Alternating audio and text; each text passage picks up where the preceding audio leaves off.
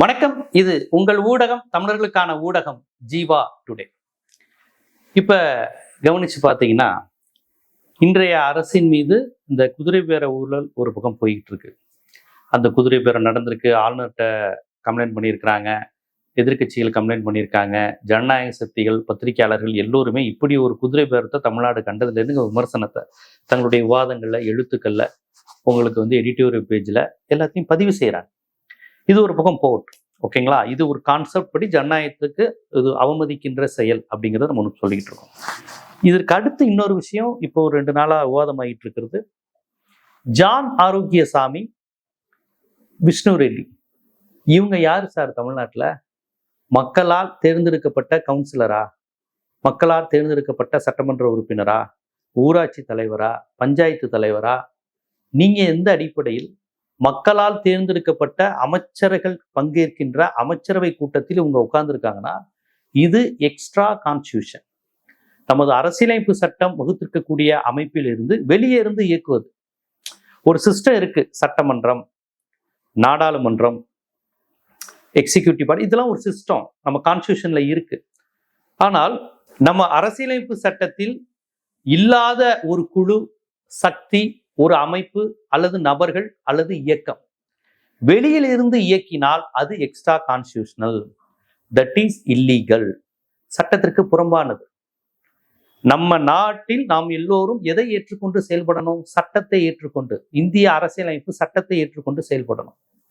ஆனால் அமைச்சரவை கூட்டத்துல விஜயுடைய நண்பர்கள், அரசியல் ஆலோசகர்கள், அவர் தனிப்பட்ட ஆலோசகர், அரசியல் உங்க கட்சி வெற்றி பெறுவதற்கான வியூக வகுப்பாளர், இவங்களுக்கும் அமைச்சரவைக்கும் என்ன சார் சம்பந்தம்?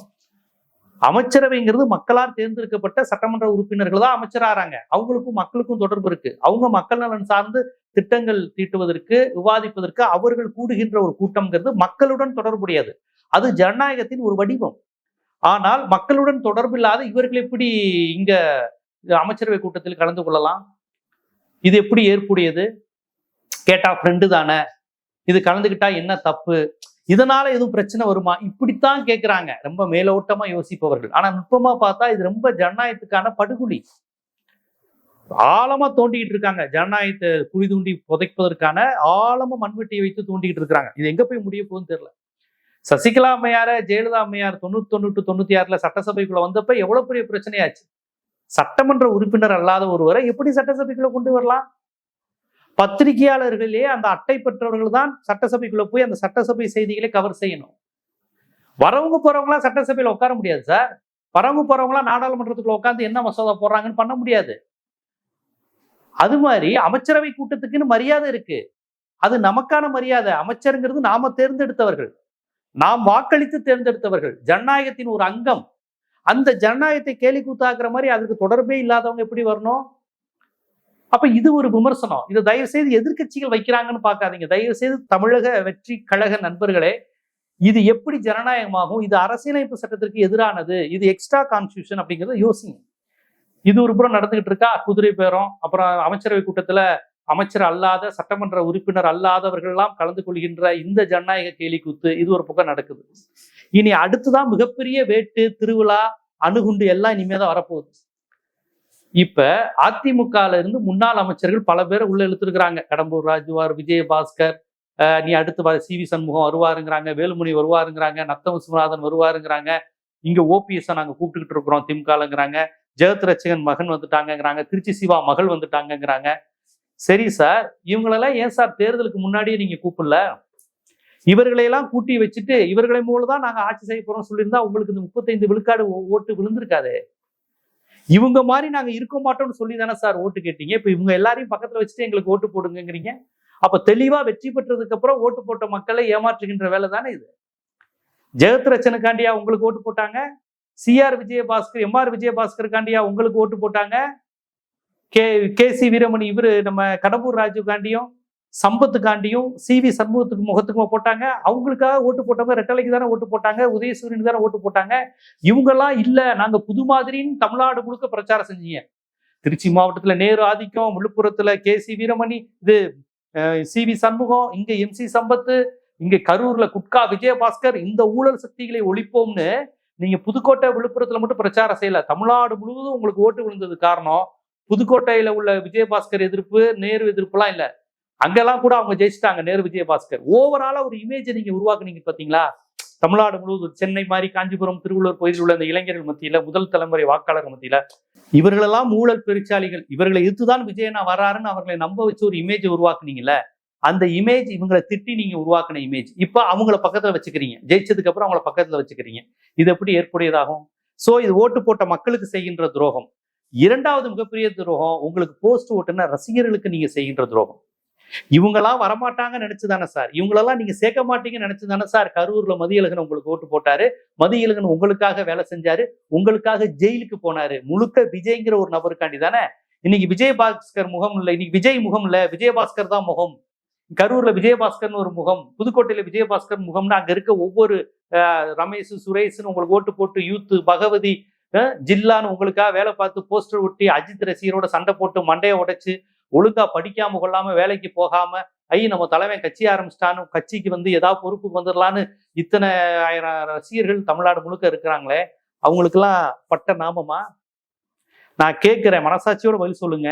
இனிமேல் புதுக்கோட்டையில் விஜயபாஸ்கரை தாண்டி பர்வேஸோ உங்க ரசிகர்களோ ஏதாவது முடிவெடுக்க முடியுமா? கரூரில் எம்ஆர் விஜயபாஸ்கரை தாண்டி உங்களுடைய மதியழகன் உங்களுக்காக ஜெயிலுக்கு போயிட்டு வந்தாங்களே, போய் மனைவி கூட தெருவில் நின்று அழுதாங்களே, அந்த குடும்பம் உங்களுக்காக தியாகம் செஞ்ச அந்த குடும்பம் ஏதாவது நடவடிக்கை எம்ஆர் விஜயபாஸ்கரை மீறி எடுக்க முடியுமா? எம்சி சம்பத்தை தாண்டி விழுப்புரத்துல ஒரு முடிவை உங்க விஜய் ரசிகர் எடுத்துட முடியுமா?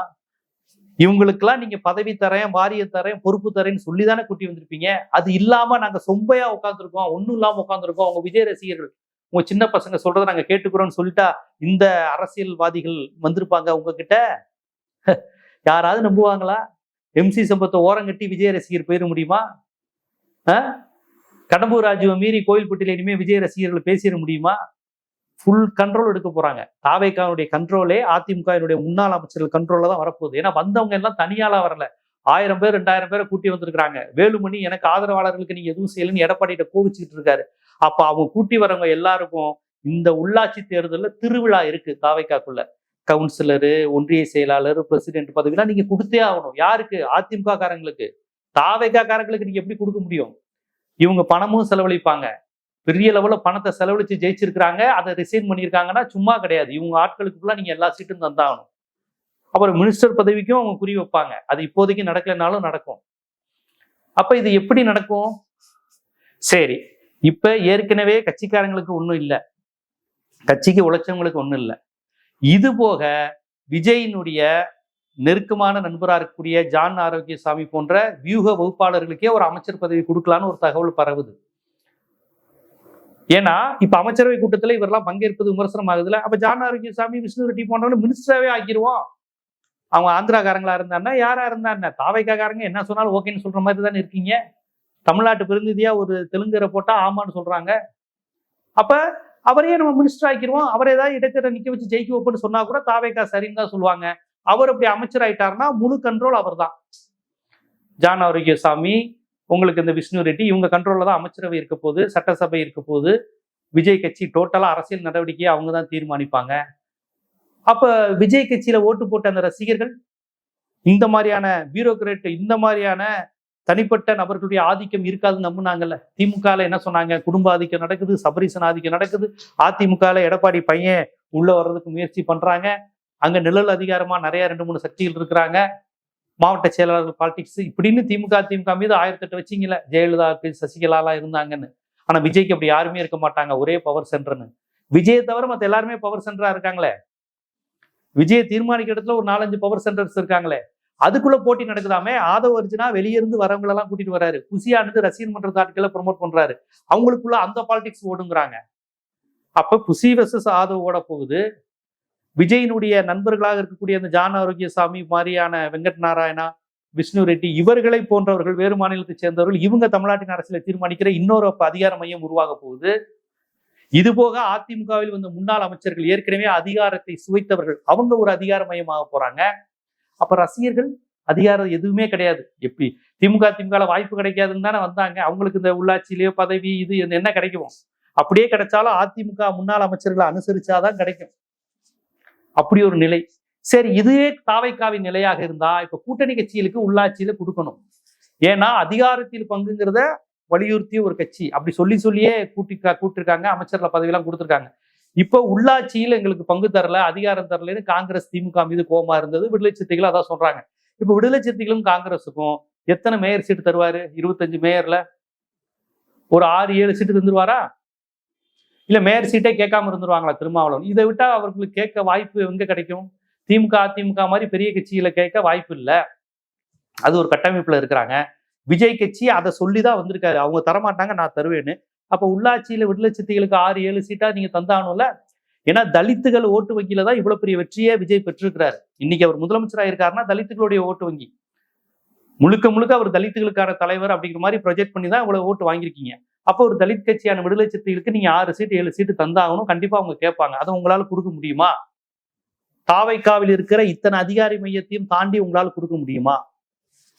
கூட்டணி கட்சிகளுக்கு கொடுப்பாங்களா மாட்டாங்களா? இது ஒரு மிகப்பெரிய விஷயம் இருக்கு. காங்கிரஸ் எப்படி 10 சீட்டாவது கேட்பாங்கல்ல, விடுதலை சிறுத்தைகள் 6 கேட்டா அவங்க 10 கேட்காம இருப்பாங்களா? அவங்க தானே சார் இந்த கவர்மெண்ட்டை தாங்கி நிக்கிறாங்க. இந்தியா கூட்டணியில் வேற இருக்கிறாங்க. எந்த ராஜ்யசபா எம்பி வந்தாலும் காங்கிரஸுக்கு தள்ளி விடுறாரு. அப்ப உள்ளாட்சியில் அவ்வளவு சீக்கிரம் கேட்பாம இருப்பாங்களா? திருச்சியில நேரு ஒரு முறை நேருக்கும் காங்கிரஸுக்கும் சண்டை வந்ததுல, எங்களுக்கு தரவே மாட்டேங்கிறாங்கன்னு நேருவுக்கும் காங்கிரஸுக்கும் சண்டை எல்லாம் வந்ததுல, மேயர் பதவியில இருந்து உள்ளாட்சி இதெல்லாம் எங்களுக்கு தர மாட்டேங்கிறாங்கன்னு. இப்ப விஜய்கிட்ட கேட்கலாம்ல, விஜயன் ஆட்சி தான் அதிகாரத்தில் பங்கு, ஆட்சியில் பங்கு தானே, தருவாங்களா? இவங்க ஒரு 6 சீட்டு, காங்கிரஸ்க்கு ஒரு 10 சீட்டு தர முடியுமா? முஸ்லீம் லீக்குக்கு என்ன தர முடியும்? அப்போ உள்ளாட்சியில் தான் இங்கு உங்களுக்கு வேடிக்கையே இருக்கு. எத்தனை மாதிரி கூட்டணி பகிர்வு பண்ண போறாங்க, யார் யாருக்கு எவ்வளவு தர போறாங்க, அது சரி வீதத்துல இருக்குமா? என்னுடைய கேள்விலாம் அவங்க தருவது அவங்களுடைய விருப்பம். உங்க கட்சியில உழைச்சவங்களுக்கான எண்ணிக்கை அதிகமா இருக்குமா? அதிமுக இருந்து வந்தவங்களுக்கு நீங்க கொடுக்க போறது அதிகமா இருக்குமா? அப்படி செஞ்சீங்கன்னா ஓட்டு போட்ட மக்களுக்கு செஞ்ச துரோகம் உங்க கட்சிக்கு நீங்க செய்யற துரோகம். இப்ப டைரக்டா அமைச்சர் பதவி கொடுக்க முடியாதனால வேற மாதிரி உள்ளாட்சியில கொடுத்து நீங்க சரி செஞ்சீங்களான்னா, அப்போ உங்களுக்கு போஸ்ட் ஓட்டுன ரசிகனுக்கு என்ன மரியாதை? உங்களுடன் கூட்டணி வந்த கூட்டணி கட்சிகளுக்கு என்ன மரியாதை? உங்களை நேத்து வரையும் திட்டிட்டு இன்னைக்கு அமைச்சர் பதவிக்கு வந்து உங்களுடன் உட்கார்ந்து உங்களை எப்படியாவது இந்த ஆட்சியை காப்பாற்றி கொண்டிருக்கக்கூடிய ஆணவ படுகொலை எது நடந்தாலும் பெரிய லெவலில் உங்களை விமர்சிக்காம இருக்கிற அந்த கட்சிக்கு நீங்க என்ன மரியாதை தர போறீங்க? அப்ப மீண்டும் மீண்டும் ரசிகனும் தொண்டனும் போஸ்டர் ஒட்டிக்கிட்டே இருக்கிறான்.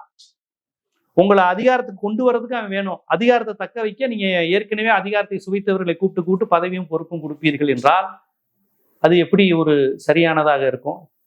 அது எப்படி பொருத்தமானதா இருக்கும்? நான் தாவேக்கா நண்பர்கள்ட்ட கேட்கிறேன், தாவேக்கா தம்பி தங்கைகள்கிட்ட கேட்குறீங்க, எந்த விதத்தில் இது ஆல்டர்னேட்டிவ்? திமுகவினுடைய வாரிசு அரசியல் வந்து மாற்றா? திமுகவினுடைய வாரிசு அரசியல் ஃபுல்லா திருச்சி சிவா பொண்ணு தேவதர்ஷன் பையனா வராங்களே, இதுதான் வாரிசு அரசியலுக்கு மாற்று கட்சியா? திமுக பவர் சென்டர் இருக்குங்கிறீங்க, இங்க ஆதவ அர்ஜுனா பவர் சென்டர், புசியானது ஒரு பவர் சென்டர், விஷ்ணு ரெட்டி, ஜான் ஆரோக்கியசாமி, வெங்கட் நாராயணா, இவங்களாம் யாரு? விஜயை தவிர்த்து இத்தனை பவர் சென்டர் இருக்காங்களே. திமுகவோட 10 மடங்கு, அதிமுகவோட 100 மடங்கு பவர் சென்டர்ஸ் இருக்காங்களே. அப்ப இது எப்படி எக்ஸ்ட்ரா கான்ஸ்டியூஷனா ஆட்கள் உள்ள வந்து ஜனநாயகத்தை தீர்மானிக்கிறாங்க, அமைச்சரவை கூட்டத்துல தீர்மானங்களை நிறைவேற்ற இடத்துல இருக்காங்களே, இது எப்படி? எதையெல்லாம் சொல்லி நீங்க விமர்சனம் பண்ணி ஓட்டு போட்டீங்களோ தயவு செய்து யோசிங்க. இதை தானே திமுக சொன்னீங்க, இதைத்தானே அதிமுக சொன்னீங்க. ஆனா அவங்கள விட 100 மடங்கால இருக்கு. வந்த 2 மாசத்துல 100 மடங்குல எக்ஸ்ட்ரா கான்ஸ்டியூஷன் நடவடிக்கைகள் இருக்கு. இதை நீங்க எப்படி? நான் கேட்பதெல்லாம் இப்ப திருமாவளவனுக்கு என்ன கிடைக்கும் உள்ளாட்சியில? காங்கிரஸ் கட்சிக்கு என்ன கிடைக்கும்? உங்க கட்சி தொண்டர்கள் ரசிகர்களுக்கு என்ன கிடைக்கும்? யாருக்கு அதிகம் கிடைக்க போகுது? ஜான் ஆரோக்கியசாமி லாபியா? அவர் அமைச்சர் ஆவாரா? அதிமுகவில் வந்த முன்னாள் அமைச்சர்களுக்கு அதிகம் கிடைக்க போகுதா? புசியானது மூலமாக ரசிகர் மன்றத்தில் தொடக்கத்திலிருந்தே போஸ்ட் வெட்டிக்கிட்டு இருக்கிற மதியழகன், அறிவழகன் போன்றவர்களுக்கு அதிகம் கிடைக்க போகுதா?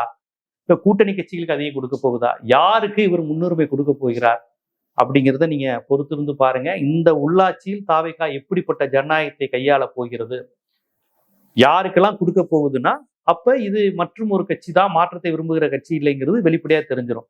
இல்லைங்க ஜீவா சகாப்தம் நீங்க சொல்ற மாதிரி இருக்காது. விஜயண்ணா பாருங்க ரசிகர்களுக்கு மட்டும்தான் கொடுப்பாரு, மேயர் சீட்டெல்லாம் இந்த வந்தவங்களுக்கு ஏடிஎம்கே ஆதரவாளர்களுக்கு வந்தவங்க யாருக்குமே கொடுக்க மாட்டாரு. செங்கோட்டைன்னு சொன்னவங்க, வேலுமணி சொல்றாரு, விஜயபாஸ்கர் சொல்றாரு, எம்சி சம்பத் சொல்றாரு, கடம்பூர் ராஜு சொல்றாருலாம் நடக்காதுங்க. பக்காவான தாவேக்காரன். எந்த கூட்டணி எதுவும் வராத போது விஜய் தான் முதலமைச்சர் நம்பி வேலை செஞ்சாங்கல்ல, விஜய் தோத்தாலும் விஜய் தான் வேணும்னு சொன்னாங்கல்ல, அந்த ரசிகர்களுக்கு அந்த மன்றத்து ஆட்களுக்கு மட்டும்தான் நடக்குமே ஒழிய வெளியிருந்து கூட்டி வந்து இந்த லாபி செய்யறவங்களுக்கு, பணக்காரர்களுக்கு, முதலாளிகளுக்கு, முன்னாள் அமைச்சர்களுக்கு கிடையாது அப்படின்னு நீங்க உறுதியா சொல்லுவீங்களா? இருந்தா மகிழ்ச்சி. அப்ப கூட்டணி கட்சிகளுக்கு திமுக கொடுக்காததை கொடுப்பீங்களா? விடுதலை சிறுத்தைகளுக்கு அந்த மரியாதை கொடுப்பீங்களா? திமுகல கூட இந்த அளவுக்கு தலித் ஓட்டு இல்ல, தாபிகாவுக்கு தலித் ஓட்டு அதிகம். அப்ப நீங்க விடுதலை சிறுத்தைகள் அதிகமா கொடுக்க வேண்டிய தேவை இருக்கு. விடுதலை சிறுத்தைகளை அவ்வப்போது நாங்க துணை முதலமைச்சர் கேட்போம், நாங்க எங்களாலதான் இந்த இது நடக்குது, நாங்க தான் கிங் மேக்கர்னு அப்பப்ப கிடைக்கும் போது அவர் சொல்லிக்கிட்டே வேற இருக்கிறார்.